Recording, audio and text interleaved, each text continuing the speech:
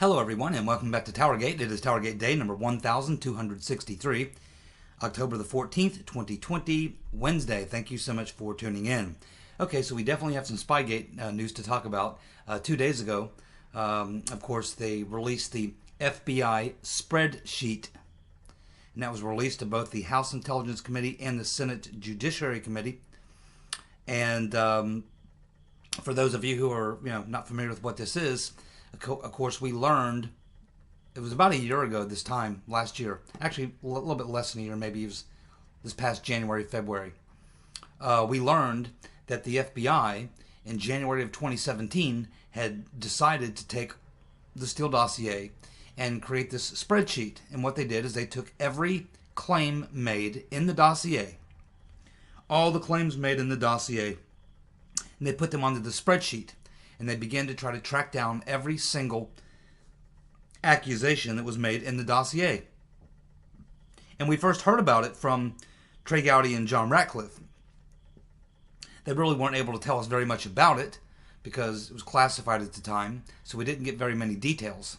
And then there was some other stories written about it as it was kind of leaked out about the spreadsheet. So we heard about the spreadsheet back in January of this past year, which the FBI did in somewhere around January of 2017.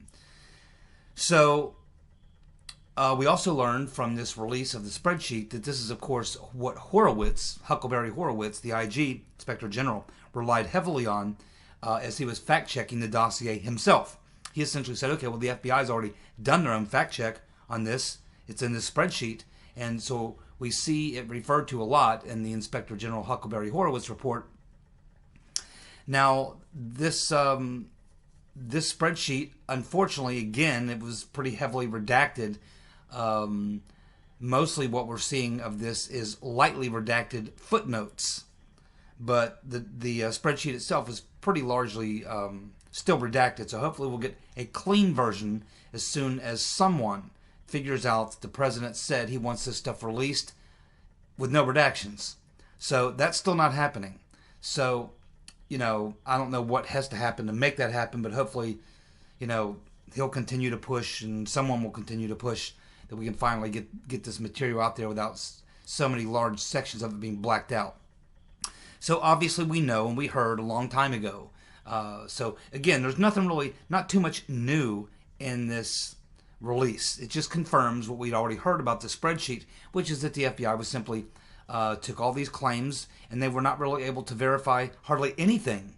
In fact, they were able to knock down just about every claim made in the dossier. So we had known this for a long time.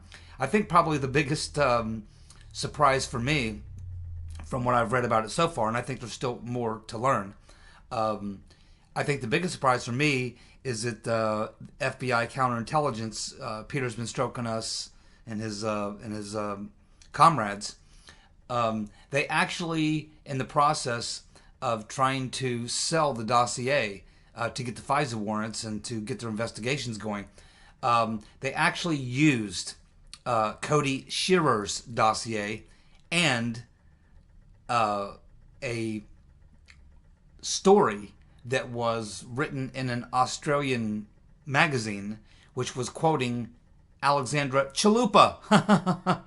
They used Alexandra Chalupa and Cody Shearer's dossier as a way to try to corroborate their information, the phony information from Steele, to try and get these investigations going in the FISA warrant. So that's how bad, that's how far they reached. They went to, they had to use Chalupa and Cody Shearer's dossier to try to corroborate Steele's garbage, which now can be pretty sure from everything that's in this report that it's pretty much what many of us has suspected a long time ago, is that Christopher Steele was not really the author of the dossier, just as Lee Smith pointed out in his book, which I've said many times. As I said, he was just the laundryman. He's the one who laundered the intelligence. He was the salesman. He was the guy to go sell it. And we learned that, of course, from this spreadsheet release. It's pretty obvious now. The only new character that seems to come into play here that we didn't really know too much about before, well, we knew about him, we just didn't know how much of a role he played in the actual creation of the dossier and how much and how close he was working with Glenn Simpson in Confusion GPS. And that would be this character, of course, Dan Jones. So it looks like that it was Confusion GPS along with Nellie Orr and Dan Jones really are the ones who created those early proto-dossiers that Lee Smith talks about. They're the ones who created most of the garbage. And then they used, it appears that they used either Dan Jones or Simpson directly himself, or probably most likely through back channel somehow, Nellie Orr. So it's really a Simpson and Dan Jones, Confusion GPS, Hillary people, Sussman, and those people, like I said, you know, home cooked dossier. And the information was actually given to Steele. And then once the information is given to Steele, his job was to try to do some corroboration. And that's when he taps this Igor Danchenko. And of course, Danchenko could not corroborate any of it really. And when he tries to press his friends on it, his drinking buddies, and they can't corroborate anything either.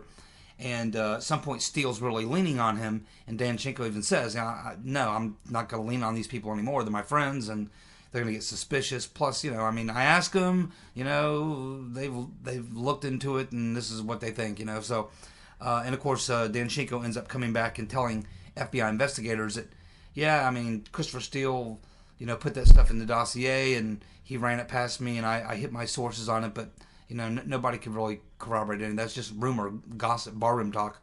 So nothing really able to be verified. Of course, we now know that the FBI counterintelligence team, we don't know how high up, but I assume all the way to the top, including on the intel side, State Department, all knew this whole thing was garbage. And of course, many of them knew that this was a plot. So I took some notes. So let's just go through just some of the specific things that the FBI knocks down and what we learn from this release of this spreadsheet. So, of course, as I said, the spreadsheet was put together by the FBI in January 2017 as they attempted to verify the claims made in the Steele dossier. Of course, they were unsuccessful at doing so. It's, of course, 94 pages. As I said, it's heavily redacted. Mostly what we have is lightly redacted footnotes. There's still a lot more that we've not been able to see. There's some names there that are blacked out that we really need to know, and hopefully we'll be getting a cleaner version of it so we can find out who some of these other names are. But I think we have a pretty good idea who they are. The criticism by Huckleberry Horowitz, if you remember, because this is what he used. Huckleberry Horowitz actually used this spreadsheet himself to try to see if the dossier was legit. And of course, just as he said, the dossier relied mostly on open source information, info that you could find through Google searches, relied on websites, public speeches, YouTube videos, news articles, and of course, as we learned from Horowitz, there was no independent corroboration by the FBI. They were never able to independently corroborate anything that Steele claimed in the dossier, which of course we now know was primarily written by Fusion GPS anyway, and not Steele at all. This whole story about Russia cultivating Trump for 5 years, that apparently came from news articles, which, you know, had no real sources, couldn't be verified or checked out or anything like that. Just Google searches, basically. Trump accepted regular flow of intelligence from the Kremlin. That's another claim that was made. They were not able to find any evidence whatsoever of that. And in fact, as Horowitz is looking at it, and this claim is being made, just as when the FBI is looking at it, what they find is that where there should have been some sort of corroborating evidence, there was nothing but a blank page. Then you try to corroborate that when it was so far off. Manafort and Carter Page being intermediaries for the plot. Of course, no evidence whatsoever found, and in fact, that was even in the Mueller report. Even Uncle Bob, the executioner, and the Hillary donor posse had to admit that the Manafort and Carter Page claims made in the dossier were completely no evidence, completely untrue. Trump being compromised, the PP-Gate tape, and the fact that he was compromised and he could be blackmailed. Talking about the PP-Gate tape, of course, no confirmation whatsoever by any documents or anyone, including Iggy, the primary subsource. And believe it or not, this is where they actually are trying to, Crossfire Hurricane Team are trying to sell their investigation and the FISA warrant, and they actually go so far as to use an Australian magazine that quoted Alexandra Chalupa, who had stated, I guess on a podcast or through some other method, that Trump had been involved in an orgy in Russia. And also, you had the Cody Shearer dossier, which made a very similar claim, and that also could not be corroborated. He claimed it was from, he told the FBI that it was someone in the FSB, the Russian intelligence services, that provided that intel, but we know that's false. And that's, you're not allowed to lie to the FBI, by the way. You're not allowed to purposely, knowingly give the FBI false information. Cody Shearer should, and hopefully will be charged with lying to the FBI, obstruction by giving the FBI, knowingly having them go on a wild goose chase on an investigation by knowingly giving them false information. Chalupa will be facing the same questions. And of course, then we had the Michael Cohen going to Prague. That, of course, came from Iggy's subsource, but they were never able to prove that. And in fact, it's pretty much been disproven. We, of course, had the Carter Page secret meetings in Russia. They could never find any evidence to corroborate that at all. And in fact, keep in mind, the FBI Crossfire Hurricane Team never was able to corroborate anything. Not only that, they really didn't even try. Only for the purpose of trying to get the FISA warrants did they attempt to get some extra corroboration. And all they did was use Michael Isikoff's article, which was Christopher Steele was the source, which was also their source. In other words, using the same source for both pieces of evidence. They even went so low as to try to use Alexandra Chalupa and Cody Shearer's garbage. That's how weak it was. And these are lazy people. I mean that's just lazy. So, you can only conclude that these are stupid people, lazy people, incompetent people, corrupt people, and they did it all because, as we've said many times, that they just never thought that Hillary would lose. They never thought any of this would ever be looked at. And that's why they're freaking out. Of course, as I mentioned, we had the Shearer dossier. We now know that they did, in fact, use the Shearer dossier. And, if you remember, Devin Nunes was on Maria Bartiromo. This was several months ago. And he was telling her, he said, you're going to find out something when it's finally released, that it's even worse than anything that you've heard up to this point. And that's what he was talking about. He was talking about that we were going to find out that they attempted to corroborate Steele's garbage by using Cody Shearer's phony dossier, as well as Alexandra Chalupa as sources to corroborate. And of course, Inspector General Huckleberry Horowitz concludes, just as these FBI investigators did, as they were trying to put all this together with a spreadsheet, they found out tremendous amounts of circular reporting. Circular reporting.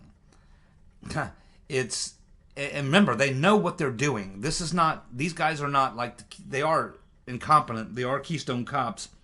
But on this particular point, they knew that they were doing circular reporting. They weren't being fooled. They had Christopher Steele being fed this garbage by Glenn Simpson, who was really the originator and creator of this garbage, feeding Christopher Steele. They use him as the salesman. And so Steele and Simpson are feeding the media the garbage. They're feeding it to the FBI. The FBI is using the garbage that Steele is feeding to them and using the garbage he's feeding to the media to corroborate, what they're using. They know the source is the same.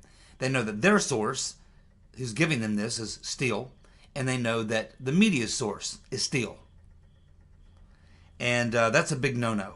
You could say it just shows they're lazy and incompetent, but it shows they're corrupt because they knew that Steele was the source for these media reports. Now, there's a couple good takes on this release that I have some agreement with, and I like Sundance's take. He kind of, Sundance is kind of taking this and, kind of putting his own sort of spin on it or whatever, taking it to the next level. And I kind of agree with him on this point here where Sundance says, of course, Simpson, Nellior, and Dan Jones. We now know Dan Jones was much more involved in working with Confusion GPS than we previously knew. That Simpson, Nellior, and Dan Jones really were the ones planting these fake dossier stories with the media. And keep in mind, this was happening very early on. And the media wasn't able to run with the stories really because they were worried about getting sued. And that's when Confusion GPS realized they had to find someone with more credibility, and that's why they brought in Steele. Then Simpson starts arranging all these meetings with journalists so that Steele could come to the U.S. and brief all these journalists. But even then, they would ask him the same question and ask Simpson, what's your sources? And he would never tell them. So they still really couldn't run with the stories. But they did start... So what happens then is everybody realizes, the Rotten Reverend Clinton, Obama, the Crossfire Hurricane team, everyone who's out to get Trump and take him down with this, October surprise, this garbage that's supposed to destroy him, they realize that they're going to have to do something else. So it's getting very late in the game. Trump is closed in the polls. They get very, very desperate, and they do something only a desperate man would do and a very stupid man would do. The FBI begins to leak these stories to the media themselves, steals information. So now the media could begin writing stories, and instead of just, using some former British spy, they could now say government sources, intelligent sources, people in the know. So now they were able to use the government sources, and that would build more so-called credibility supposedly into the garbage. And that's when the circular reporting really took off. And of course we know that it was Peter's Been Stroking Us, Luce Lisa Page, and Michael Corton. They were the primaries who were planting and laundering the false material into the media. We know that they were, from this release, we now know that their primary places that they were planting this information, false information, was at the Washington Post, the Wall Street Journal, and Politico, and specifically they were really leaning heavily on Devlin Barrett. And this is what... So let me get back to this note right here. Simpson, Nellior, Dan Jones planted stories with the media, then fed the same to Christopher Steele, who they used to corroborate, who was also feeding the FBI and the media. Dan Jones and Fusion GPS were paying the media to run fake dossier stories. So they were so desperate that they were actually paying. Now we know why Dan Jones had those big donors putting up all that money. Now, I don't know if there's anything criminal about this or not, but now we're talking about journalists being paid to run false stories. targeting a political campaign. And I don't know where, again, I'm not a lawyer or prosecutor. I'm not really sure, but man, that's getting awfully very, very close to a crime. I imagine it depends on what they knew. If they knew what they were doing was false. Of course, this is what the FBI refers to, because this is done usually to foreigners or to someone they want to discredit. But this is what's called a wrap-up smear.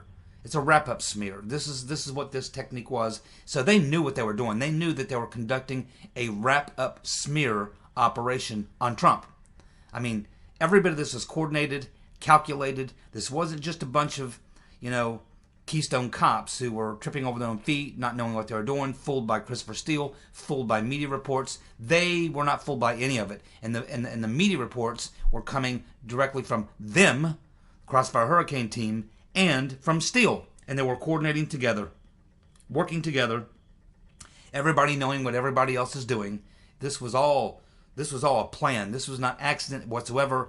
This is what Durham has certainly found by now, because it's made perfectly clear from the release of these, from the spreadsheet. Again, a lot of redactions. I'm sure once the redactions are taken out, hopefully we get a cleaner version. We'll get some names and some more details. But it's pretty obvious, it's like a puzzle that's 75% complete. You pretty well know what the picture is, what it's telling you. So there's not going to be any great surprise there. Now, the damage from this, again, it's just not that, Dan Jones is kind of new. He's been kind of, sucked into this thing now. He's always been in there, but we just didn't know the role he played working with Fusion GPS. We never really tied Dan Jones to Fusion GPS before, but now that he's been tied to Fusion GPS, it's clear we can see what was going on here. But the people, I think, that suffer the most damage from the release of this spreadsheet are, of course, Peter's been stroking us, Loose Lisa Page, and this Michael Corton.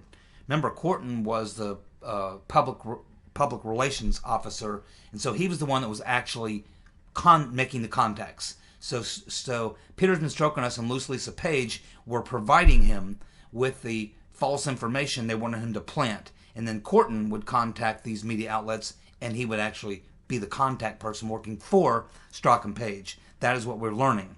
Andy McCabe is also caught up in this more deeply. It will be nearly impossible, I think, for Jimmy the Weasel Comey to pretend all this was going on without his knowledge, because he too was engaging in very similar activities, bringing his friend Daniel Richmond to be able to access databases, leaking his notes to his friends, and for the purpose of getting this stuff published in the New York Times, getting investigations started. So the idea that Comey's going to try to sit back and pretend that, well, I didn't know all these things were going on. He was doing the same damn thing. He had his own little game going, but it was the same game, just using different people. So Comey gets caught up, knotted up in this as well. And of course, Glenn Simpson, I think, may take the one of the biggest hits, because he's been, because he's not in the FBI, not in the CIA, not in the State Department. He's been able to kind of hover on the outskirts of this, because this is what he does for a living. He dishes up dirt on people. You pay him, and he'll dig up dirt on your opponent, and that's what his company does. It's dirty, but it's not necessarily illegal. But what is illegal is lying to Congress under oath.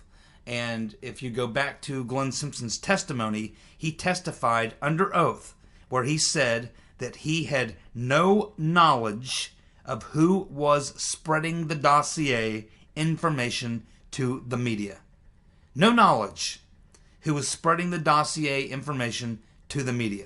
Well, this spreadsheet and the FBI's investigation of everything blows this completely out of the water and shows that he was a crucial part of the whole media leak strategy. He was the one who was, in fact, along with Daniel Jones, feeding the media, paying them to run this fake stuff. He's the one who recruited Steele. He's the one who made arrangements for Steele to come to the U.S. and meet these journalists. He's the one who was coordinating the bringing Nellie and Bruce Orr into the game so they could feed the stuff. So Glenn Simpson absolutely must be charged. I mean, he's lied to Congress so many times in his testimony, but this is a whopper. This is a whopper because this is word for word his testimony under oath says, I had no knowledge of who was spreading the dossier information to the media, when in fact he was like front and center, like the central scrutinizer. So he's caught dead to rights right there in this spreadsheet. We can see that the FBI figured that out pretty quickly, that Simpson is the guy that's really running the media leak strategy on the Hillary Clinton campaign side. And then, of course, you had Peters and Strokinus, Luce Lisa Page, and Corton running the media leak strategy on the FBI side. So you had the inner government people and the outside government people both running the same garbage to the same people so they could get this overlap of information so that the FBI could use these media reports to corroborate what they were getting from Steele. So they could go tell the FISA court they had other sources, when in fact it was always coming from the same people. Glenn Simpson, really. So I think that this exposes Glenn Simpson.